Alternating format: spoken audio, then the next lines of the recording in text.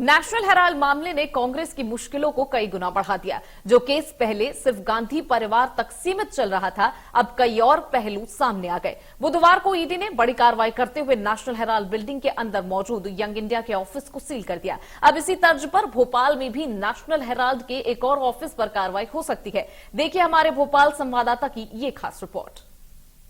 सोनिया गांधी से जांच एजेंसियों की लंबी पूछताछ के बाद नेशनल हेराल्ड का मामला लगातार देश भर में तूल पकड़ रहा है। भोपाल में भी नेशनल हेराल्ड की प्रॉपर्टी है, जिस पर कई कमर्शियल कॉम्प्लेक्स तान दिया गया है और कई कमर्शियल गतिविधि इस बिल्डिंग में संचालित हैं। 2001 से लेकर 2011 के बीच में ये पूरा का पूरा नेशनल हेराल्ड की जो बिल्डिंग थी, उसमें अलग अलग कमर्शियल कॉम्प्लेक्स बनाए गए थे, जिन्हें पहले किराए पर दिया गया और बाद में इनकी रजिस्ट्री अलग अलग नामों से करा दी गई। फिलहाल इस बिल्डिंग की बात करें तो प्रेस कॉम्प्लेक्स में एमपी नगर के ये बिल्डिंग मौजूद है और इसमें एक कपड़ों का शोरूम और एक इलेक्ट्रॉनिक सामान का शोरूम के साथ ही कई कमर्शियल बैंक्स और दूसरे कमर्शियल ऑफिसेस हैं।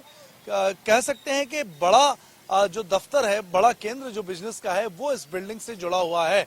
अब एक बार फिर भोपाल में सरकार इस बिल्डिंग को लेकर सख्त हो गई है और मुख्यमंत्री के निर्देश के बाद दोबारा से इस पूरे मामले की जांच भोपाल में करने का घोषणा की गई है।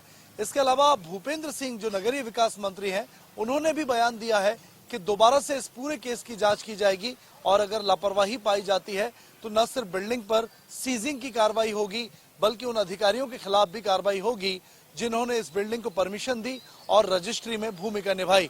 लेकिन फिलहाल ये तमाम खरीदार जो इस बिल्डिंग के हैं, वो तमाम खरीदार हाईकोर्ट से 2011 में ही स्टे ला चुके हैं। ऐसे में सवाल विपक्ष ये भी उठा रहा है कि जब खरीदारों के पास स्टे है हाईकोर्ट का, तो सरकार इस पर कार्रवाई कैसे करेगी।